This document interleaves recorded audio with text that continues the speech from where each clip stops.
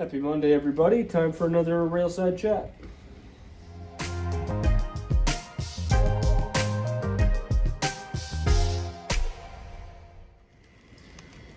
Well, welcome back. I just finished, change my view here a little bit. I just finished shooting my running video for the Fox Valley Models ES44AC. And I'm just not quite ready to take all my engines off the track here and switch it out to next week. So I thought, might as well sit down and chat with everybody. So I have been doing a lot of testing on these Gevos this last week, and I'm figuring some stuff out. Some guys sent me some good information, and I checked into a lot of things, and I might have the issue on 3787 figured out. I have a little more testing to do, but I definitely will go over what I came up with in the review this Sunday.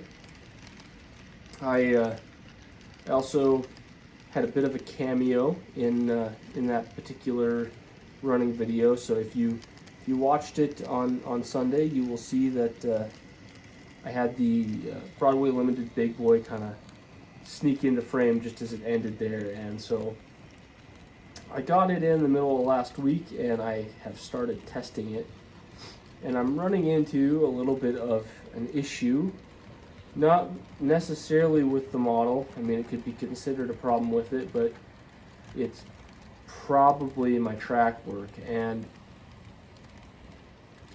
I assumed it was going to be put together a lot like the T1 from Broadway, and it turns out it's a little bit different, and it is struggling to deal with the grades that I have on my layout, primarily the transition into the uphill grade, and I'm kind of not sure what to do about it. It's a real bummer because it essentially makes the engine useless on my layout as it is. I am going to try to work around it in some ways. I've got some ideas on what I can do, but the real issue is there's two sets of drivers on the Big Boy, and only one set has actual rubber driving wheels on it, and as it goes up the incline, if it has any piece of weight behind it, I mean, very little. It's kind of disappointing, really. I think I maybe got 3 cars behind it, and it doesn't have the pulling power to get past that transition where it moves past the single set of rubber driving wheels, and it'll stall out right there. Without any cars behind it, it will circumnavigate the entirety of my layout, no problem. It's just that problem when you make that transition, and so I'm not totally sure how I'm going to go about that. I have honestly no way of testing pulling power for it, and that's something I was really excited to do with the Big Boy, because honestly the thing should be an absolute animal and be able to pull a crap ton of cars, in my opinion. So not quite sure how I feel about it and what I'm going to do about it, but maybe it's that stepping stone I need to possibly start thinking about scrapping this layout and looking at something maybe a little more reliable. When I got back into end scaling, I was kind of just doing the loop on the kitchen counter here, you know, just enjoying my trains over Christmas and stuff like that, and I decided it was time to move into putting together a legitimate layout. And so I started work on what I had here, and something that I have always liked is just watching engines, you know, run 8, just pulling a hill, struggling, you know, just the raw horsepower and stuff like that's really appealing to me. It's cool, and it's what I like. So when I put together my layout, I wanted to do a lot of things in a small space, and so a steep main line was going to be part of that. They were going to pull a hill, and I thought it was going to be really cool, and in certain circumstances it really is neat to watch. but it really adds a lot of issues to enjoying, you know, trains. You have to have a lot of power to pull these hills in certain circumstances, and honestly, a lot of trains struggle, and some of it is a lot of bad track work on my part that cause these issues. And I do really want to get into reviewing some of these newer steam engines that are coming out, as well as some of the older ones. Bachmann's got quite a few engines that I'd like to look at, and I've ran into issues with the reliability with other ones in the past. I don't run my 844 as often as I would like, and I would love to run it with the big boy. They would be excellent to run together. I think that would be really cool. But if it wasn't, you know, all the stars aligning and you're coming out of this corner that we're looking at right here, the tender would derail a lot. And I actually run into that quite a bit with the Gettle. If you weren't running the tender on that the proper direction, it would derail as well. So this layout tends to work pretty good for just your onesie twosie, you know, standard 6-axle engine.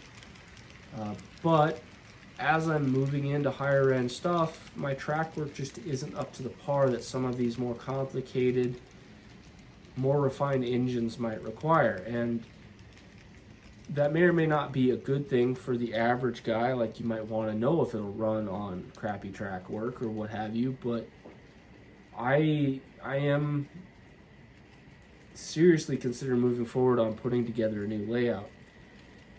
I built in these steep grades so I could connect my inner loops and have them go over top each other and be able to move in and out through turnouts, you know, if I wanted to. And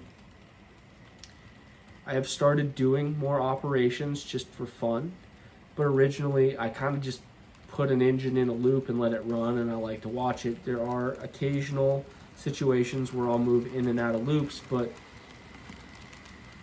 I don't do it enough to justify all the other issues that I have dealing with these massive grades on my main. So,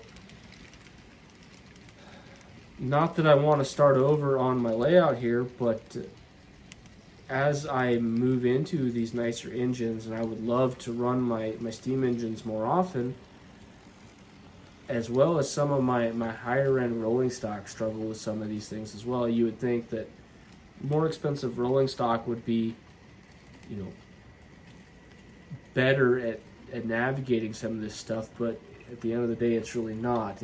It's probably tighter tolerances, closer to scale, and so yeah, the little bumps, you know, in between rail joiners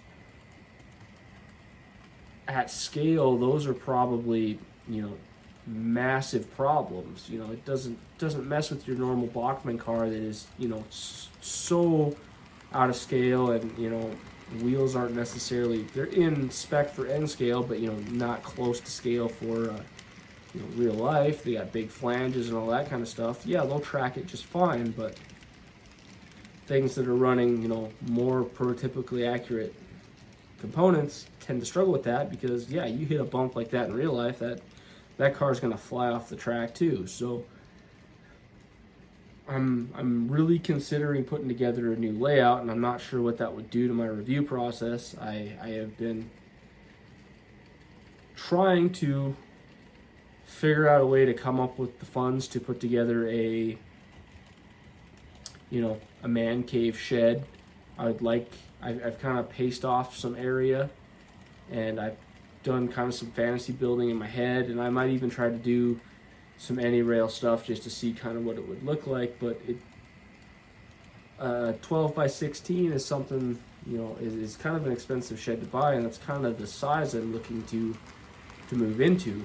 One of the issues I'm running into, just like with these Gevos, is I just physically don't have enough time in the day to run all these engines that I have for testing enough hours to keep up with my reviews. And I hope to maintain those schedules. I really want to, but I definitely want to make sure that I properly test these things. I don't like the reviews where people just go, yep, it's cool, this company sent it to me. It looks great, it pulls decent, and you should go buy it, because that's not the kind of reviewer I am. But if I had multiple loops that were plenty reliable and I could set a whole bunch of engines on it and have them running simultaneously, kind of like what I do now, but at a bigger scale, I could really test things to more of the caliber that I'd like to be testing them. So financially, I'm trying to make that work out. With the way things are right now, the cost to build one of those sheds is unbelievable. I probably will end up framing it and doing that all myself. I'm by no means a contractor, but I'm not incapable of doing those things. And so if I can make that work, as well as get it properly insulated and heated and cooled, because I do live in Montana, so I have 20 to 40 below sometimes in the winter, as well as 100 degrees in the summer. I don't want the investment in not only that building, but all of the track you lay down, because anybody who's built a layout, even something the size that I've got now, a 4x8, is tremendous. The amount of money you just have in rail is gross. So having rail buckle or come apart just because it is growing or shrinking due to temperature fluctuations could be a real pain in the butt too. So I need to properly engineer the shed and make sure it's properly insulated with a decent heater and whatnot to keep that from happening. So I've got my work cut out for me, and I'm kind of enjoying the challenge that's setting forth, but the dollars that you gotta look at to make that happen can be a little overwhelming. Something else I've been toying with, I still haven't got my ESU system back from ESU, and I've been really worried. I spent a good amount of money on that big boy, and I don't want it to burn up like some of my other Broadways. And so I've had a little bit of heartburn about, once I get that back, hooking it back up and starting some of my testing. And so far, all three of my F7s from Broadway have been in to have their decoders repaired. And I think I've come to the conclusion that one of them is going to be a sacrificial lamb. And I am working at possibly setting up a live stream. I kind of want to maybe try to start live streaming with some of, or maybe Friday night or something to that nature. So this might be a good test to get that situation figured out. I also have an idea of maybe talking to some other train tubers and seeing if we can kind of do a get-together once a month where we all talk about what we're doing. I've got some ideas that way too, so if anyone would like to see that, let me know. I'll reach out to some of my contacts. But the live stream that I have concocted here just to see is going to be a 24-hour till they fail stream. So if it takes 5 days of straight live streaming, that's what it's going to take. But I'm working on setting up a process to make this work. But I think what I'm going to do is I'm going to take my cab control when I get it back, my DCS 51, and the DCC++ system that I've got hooked up on my programming track. I'm going to set up 3 pieces of rail side by side. I'm going to put the 2 lead engines, one on each track, and then the B engine on the 3rd track. And I am going to fire them all up with the provided power supplies that they have for all of them, and just let them run. I'm not going to have I will physically turn the engines on, so Broadways have to have the address come up to turn on the engine. So I will get them all to the state where the engine is reading DCC signal. I'll turn off the sound and keep the headlights on the ones that I can.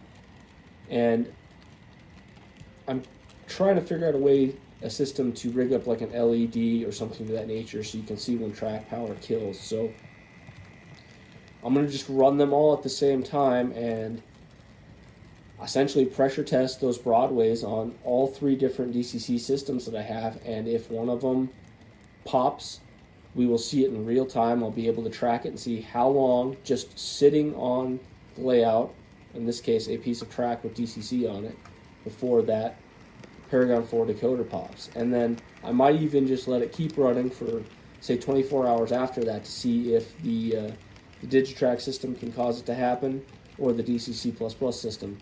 I have had my Broadways, a couple of them sitting on my layout while I've been using the DCS51, and I haven't had any issues. And as I said in my review, just to get the hours on these Gevos that I've wanted, I have been doing something that I don't normally like to do, but my wife is home. I just leave them running on the track when I go to work. And so I've got almost 70 hours of runtime on the 2 of them. It's not quite the same for each so far, and I'm going to continue to pressure test them because I want to make sure that I get my time in on them. But yeah, I'm really curious to do this test. It'll be a good way to not fake anything, and if Broadway or ESU has any questions about what's going on, it's all going to be live streamed. I can send them to that to show them what's going on. So I don't think I can quite make it happen for a little while. I'm not sure when I'm going to get my stuff back from ESU, but that's the first thing on my list. As soon as they get back, I am going to start pressure testing those engines, because I've got the 2 F7s down here that I haven't been using, mainly because I don't want them to burn up for other reasons. I have not run them since they've come back for repair, and I have shipping information as of yesterday from Broadway that they have finished the repair on the 3rd engine, and I should have it sometime this week. So as soon as I get my ESU system back, I'm going to start putting together that little experiment, and we are going to get it live streaming so I can finally figure out what's going on, because it seems like nobody wants to actually take blame for what's going on. So if it happens off of layout, they can stop blaming my layout for being a problem. I don't know how they can blame it. It seems to be what's going on. I don't have anything other than my rails hooked up to the DCC system. I don't have switches or anything like that. And all of my cars and engines can move in and out of all of my turnouts. They can go onto any one of the loops that I've got put together, and there's no shorts.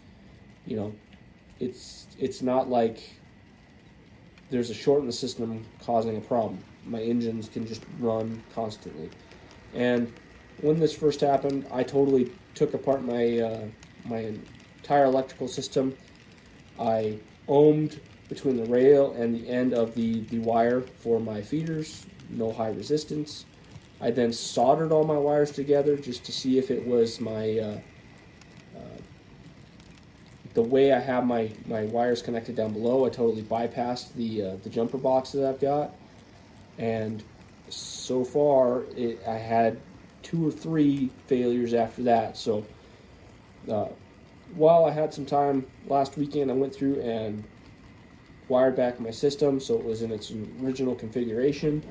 And if any of the